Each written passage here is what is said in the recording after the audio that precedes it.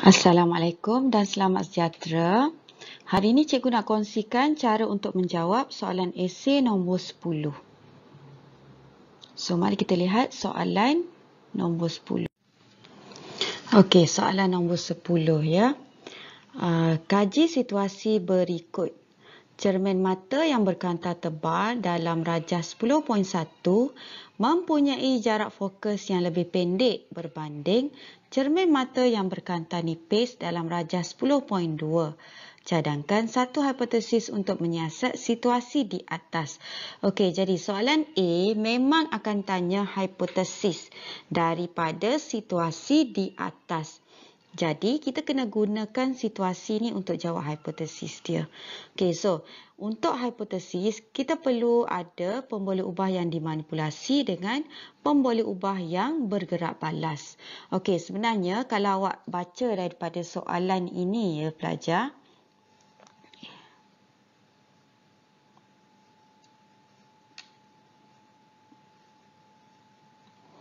Okey, kalau kita baca daripada soalan ni, sebenarnya penyataan ni telah pun mempunyai pemboleh ubah yang dimanipulasi dengan pemboleh ubah yang bergerak balas. Okey. Jadi kalau awak salin ayat ini directly pun sebenarnya dah boleh dapat markah lah. Contohnya macam ni. Kamu tuliskan cermin mata yang berkantar tebal mempunyai jarak fokus yang lebih pendek berbanding cermin mata yang berkantar nipis. Sebenarnya dah boleh dapat markah. Tapi pelajar, dalam video kali ini, saya nak ajar kamu untuk ubah hipotesis daripada penyataan ni. Sebab apa? Sebab kadang-kadang penyataan ni dia tak bagi directly macam tu. Maksudnya, kamu tak boleh salin ayat tu terus macam tu lah, kamu kena ubah. Okey? Jadi dalam video kali ni saya nak ajar untuk ubah cara nak jawab hipotesis. So, hipotesis mesti ada pemboleh ubah yang dimanipulasi dengan pemboleh ubah yang bergerak balas. Biasanya cikgu akan ajar untuk jawab hipotesis ni macam ni lah. Okey, jika pemboleh ubah yang dimanipulasi. PM adalah pemboleh ubah dimanipulasi ya, yang dimanipulasi. Okey.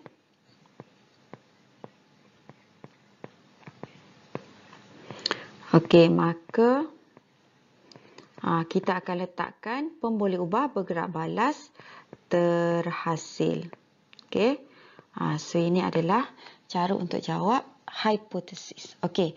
So kita perlu cari pemboleh ubah yang dimanipulasi dengan pemboleh ubah bergerak balas daripada penyataan yang diberi. Okey. Kalau awak tengok dekat sini, okey, pemboleh ubah yang dimanipulasi adalah dua bahan yang berbeza.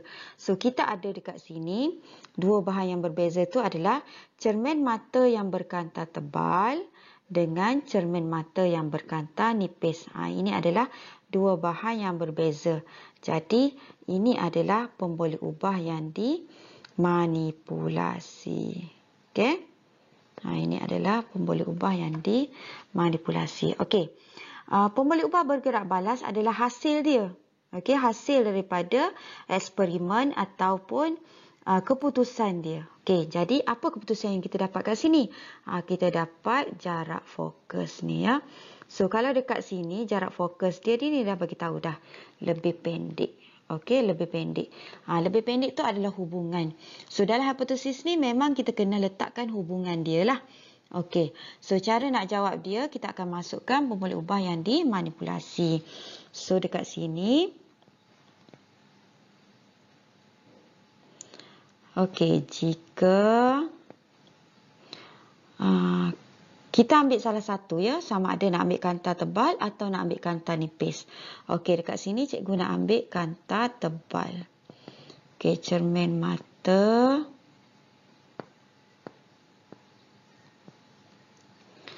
berkantar tebal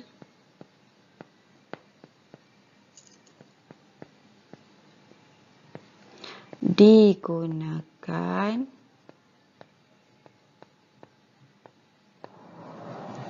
Maka, okey, kita masukkan pemboleh ubah bergerak balas dia. So, bergerak balas tu adalah jarak fokus. So, apa jadi kalau kita guna kanta mata tebal, apa jadi kepada jarak fokus? Dia pendek, ya. Maka jarak fokus pendek. Okey, kalau kamu nak tulis kat sini pun sebenarnya dah ada hubungan kat sini kan.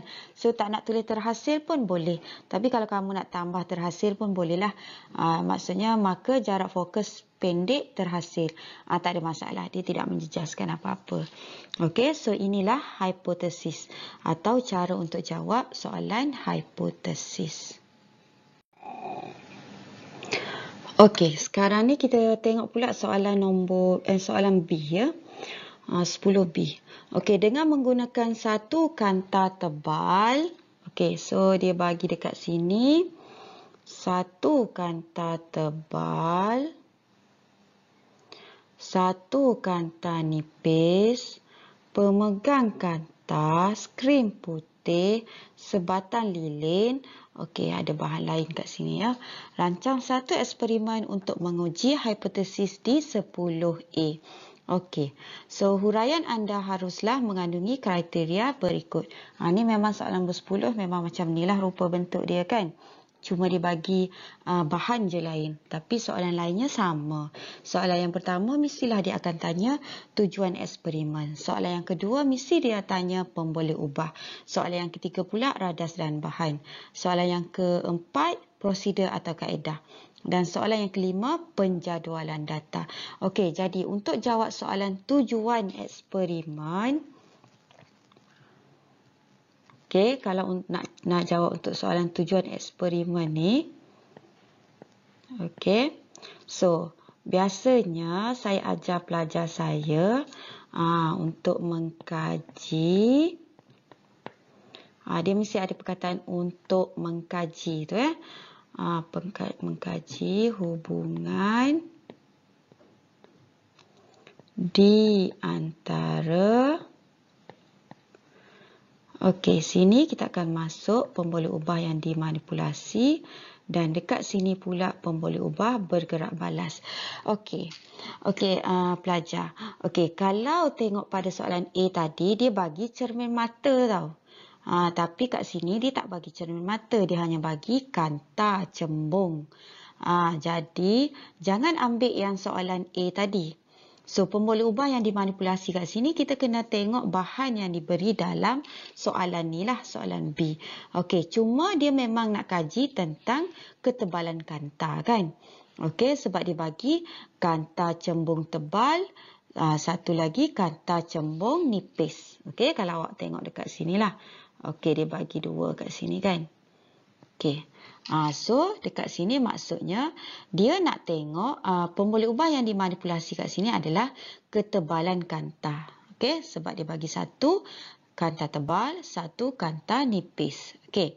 Kemudian yang bergerak balas sama macam soalan A. Sebab dia mesti sama. Dia berkaitlah soalan eksperimen ni mesti berkait dengan hipotesis tadi. So, pemboleh ubah bergerak balas tadi dekat soalan A tadi adalah jarak fokus. So, dekat soalan B ni juga kita akan gunakan jarak fokus. Okey? Okey, jadi jawapan kamu akan jadi untuk mengkaji hubungan di antara. Okey, kita akan masukkan pemboleh ubah yang dimanipulasi iaitu ketebalan kanta dan kemudian pemboleh ubah bergerak balas dia pula adalah jarak fokus. Okey, jarak fokus. Okey, jadi cikgu tuliskan dekat. Okey, sekarang kita tengok soalan B. Okey, so cara untuk jawab soalan B1 tadi cikgu dah tunjukkan. So, kita akan tulis tujuan. Okey, so untuk mengkaji hubungan di antara. Okey, so tadi kita dah tengok kan. Dia guna kanta cembung tebal dengan kanta cembung nipis. Jadi kita akan pemboleh ubah yang dimanipulasi dia adalah ketebalan kanta lah.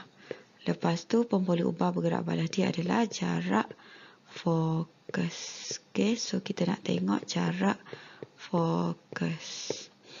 Okey, so yang kedua adalah pemboleh ubah. So, pemboleh ubah ni ingat ada 3 pemboleh ubah. Okey, yang pertama adalah yang dimanipulasi. So, yang dimanipulasi tadi kita dah tahu dah, ketebalan kanta. Yang bergerak balas pula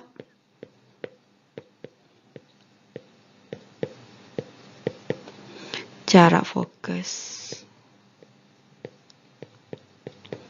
Dan yang ketiga adalah yang dimalarkan. So, yang dimalarkan ni adalah kalau tengok tadi kita guna kanta cembung tebal, kanta cembung nipis. So, kita guna dua-dua kanta cembung. Yang beza dia adalah tebal dengan nipis. Itu yang dimanipulasi. Tapi dua-dua guna kanta cembung. So, kita boleh tulis juga jenis kanta. Okey, ataupun kita boleh juga tulis, okey, saya tulis dulu yang ni jenis kanta. Okey, ataupun tak keluar pula dah. Ataupun kita boleh tulis yang dimalarkan yang selain daripada itu adalah tadi kita letak lilin kan. Jadi itu kita panggil objek. So, kita akan letak objek tu jarak dia sama. Okey. Jadi jarak objek sama. Okey, jarak objek. Jarak objek dengan kanta. Yang ni pun kita kekalkan. Okey, yang ketiga pula adalah bahan dan radas. So, bahan dan radas tak perlu diasingkan. Tulis je sekali terus. Okey, dia bagi tadi kanta cembung tebal. Kanta cembung tebal. So, pelajar awak kena tulis semua bahan yang diberi ya. Lepas tu dia bagi kanta cembung nipis. Okey, lepas tu dia bagi pemegang kanta. Okey. Lepas tu dia bagi skrin putih. Okey. Dia bagi juga sebatan lilin. Dan satu bahan lain. So, satu bahan lain ni kita kena tambah bahan lain lah. Okey, so bahan apa yang kita nak tambah? Okey, tips untuk kamu. Bila kamu nak tengok apa bahan yang perlu kita tambah, yang pertama sekali tengok bekas. Dalam soalan tu diperlukan bekas tak? Kalau dia tak perlukan bekas, tak payah tambah. Ataupun kalau dalam soalan tu dia perlukan bekas tapi dia dah bagi.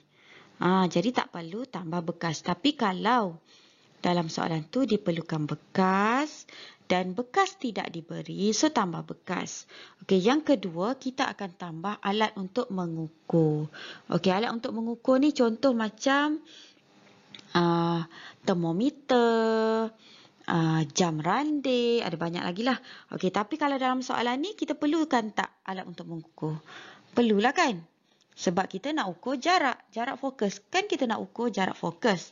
Okey, yang pemboleh ubah bergerak balas dia adalah jarak fokus. Sudah tentunya kita nak tengok berapa jarak fokus tu. So, kita kena ukur.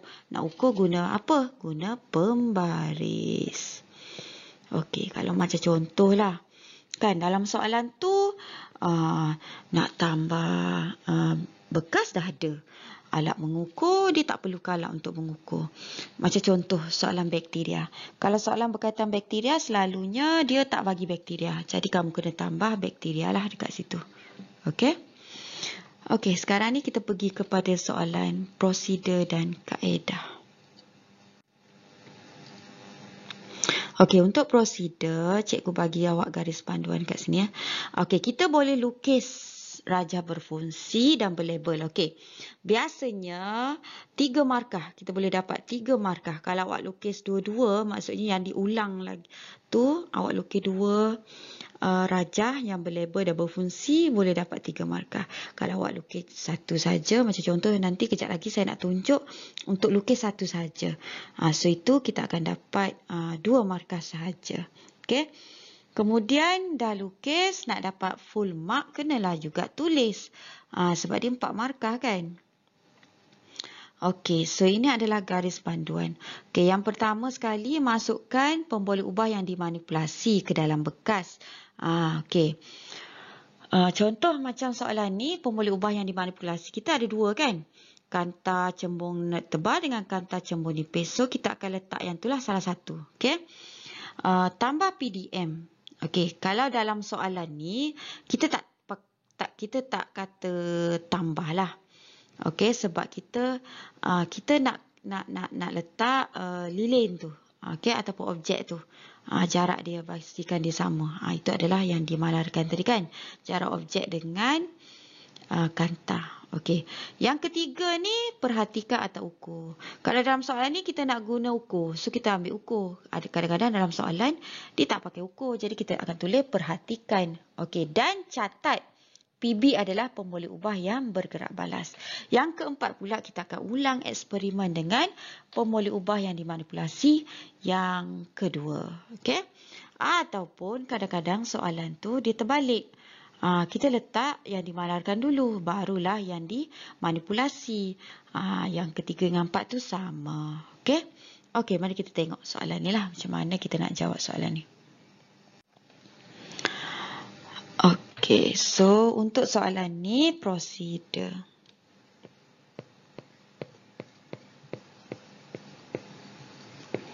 Kita nak lukis ya, murid-murid, kita nak lukis. Okey. Jadi kita akan letak dulu pemegang kanta. So kita letak kanta kat sini. Ini adalah kanta. Okey, ambil satu dulu. Kanta apa awak nak letak? Ini saya nak tunjuk lukis satu je. Kalau awak nak lukis dua-dua pun boleh. Maksudnya awak akan lukiskan 2 gambar rajah. Dua set. Satu lagi adalah untuk ulang eksperimen. Tapi kat sini saya hanya nak tunjuk satu saja. Okey. Okey, so ini adalah skrin putih. Sini apa? Sini lilin lah. Lilin yang menyala ya. Okey, ini pemegang kanta. Apa bahan yang dibagi tu awak letaklah, awak lukis. Senang.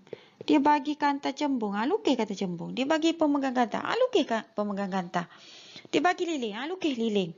Dia bagi skrin putih, lukislah skrin putih.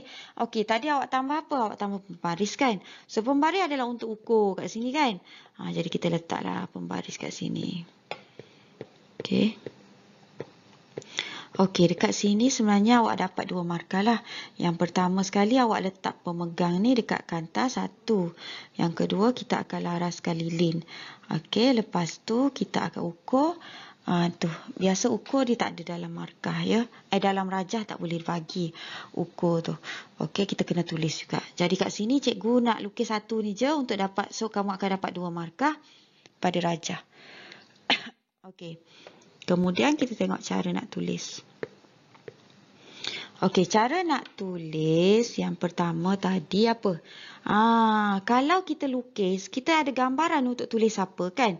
So agak-agak kamulah, yang mana satu kamu nak letak dulu? Kalau cikgu nak letak dulu kanta cembung tebal tu. Saya nak letak yang tu dulu So kita akan letak kanta cembung tebal. Kat mana? Di atas ya. Dah ni pula. Okey, di atas pemegang kanta. Dia tak ada bekas tapi dia ada pemegang kanta. So kita letaklah dalam pemegang kanta. Sebab tips tadi kan dia kata letak dekat dalam bekas kan? Okey, ni tak ada bekas. So, kenalah letak dekat pemegang kanta. Okey, yang kedua kita letak lilin lah kan? Kita letakkan lilin menyala ya. Letakkan lilin menyala di hadapan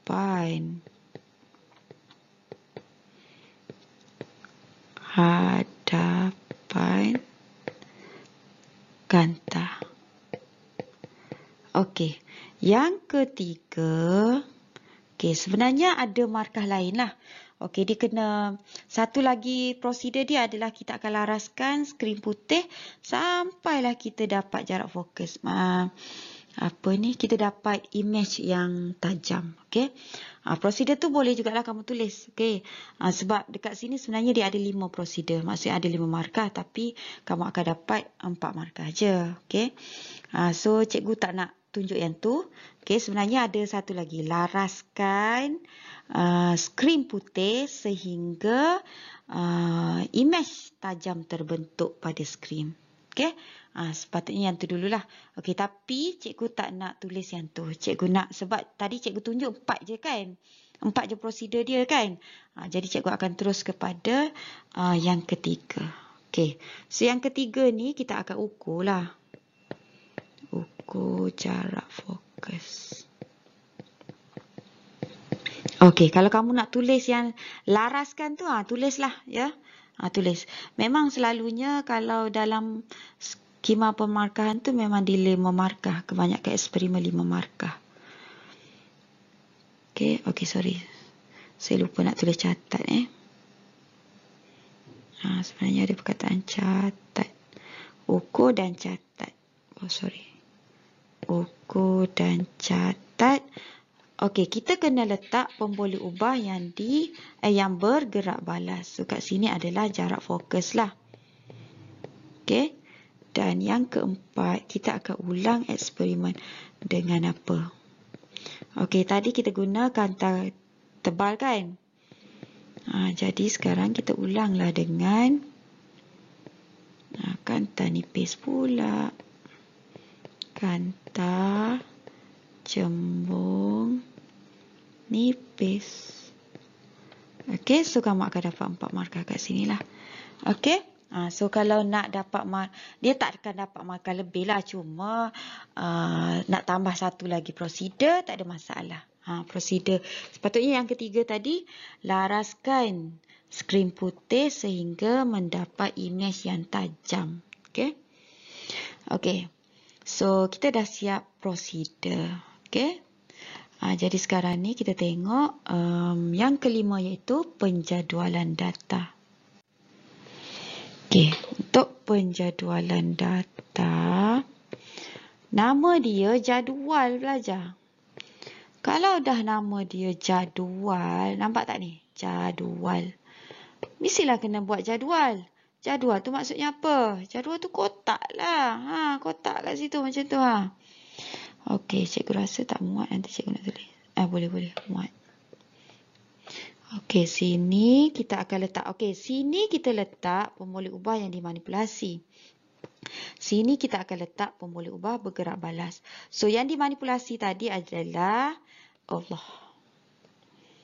ketebalan kanta ya. Salah dah tu. Okey, ketebalan kanta. Buatlah besar sikit yang kotak Okey, pemboleh ubah yang bergerak balas dia adalah jarak fokus. Okey, dia ada 2 kan tadi pemboleh ubah yang dimanipulasi. So kita guna kanta cembung tebal. Kanta itulah dah kata tadi. Ni apa ni? Tak muat. Okey, satu lagi adalah kanta cembung nipis. Okey, dekat ruangan ni 2 ni memang kosongkan ya. Kosongkan dia sebab kita merancang eksperimen. Kita bukannya buat eksperimen tu. Okey, jadi kita dah selesai dah cara untuk jawab soalan nombor 10. Okey, terima kasih kerana menonton video ini. Cikgu harap kamu boleh jawab soalan percubaan nanti ya. Good luck untuk jawab soalan percubaan nanti. Okey. Okey, Assalamualaikum.